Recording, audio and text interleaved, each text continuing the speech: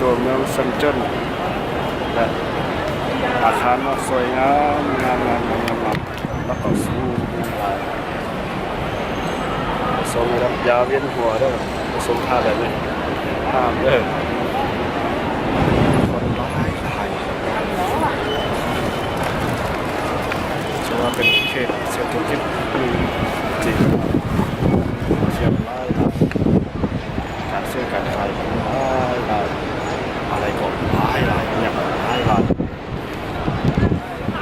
ไปส้มกันเลยไปกันเลย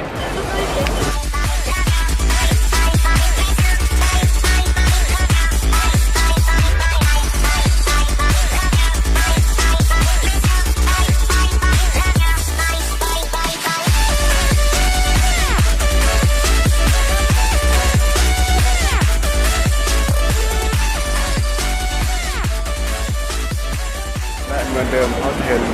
สังคมกลุ่มหน้าหลายเดี๋ยวนี้เดี๋ยวจะพยายามจะภาพไปดู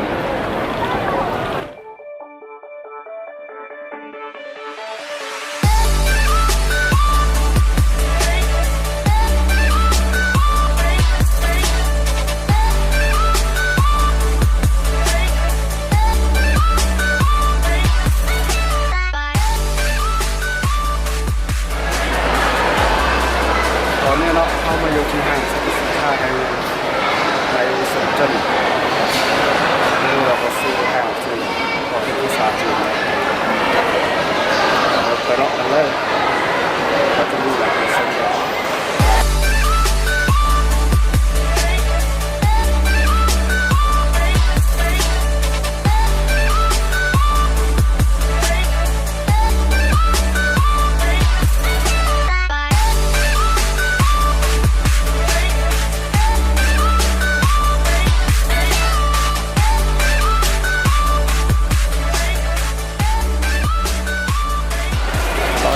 แผนก็คือว่า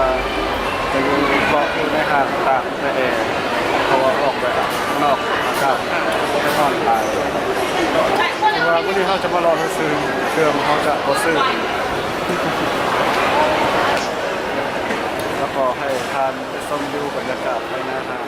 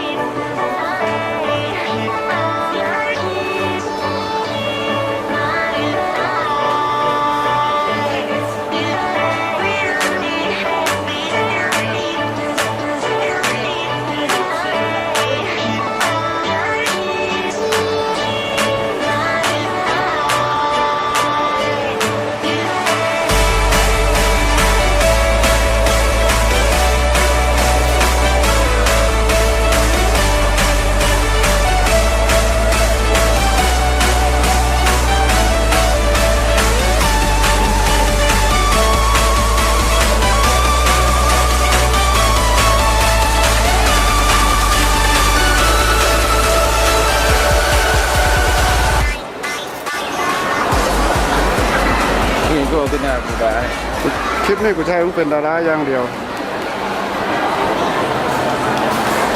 เฉพาะคลิปเที่ยวห้างม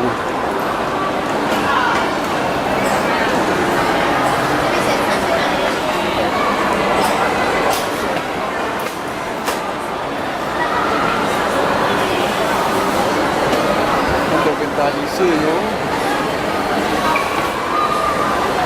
บ้านเขาผมเขาก็พูด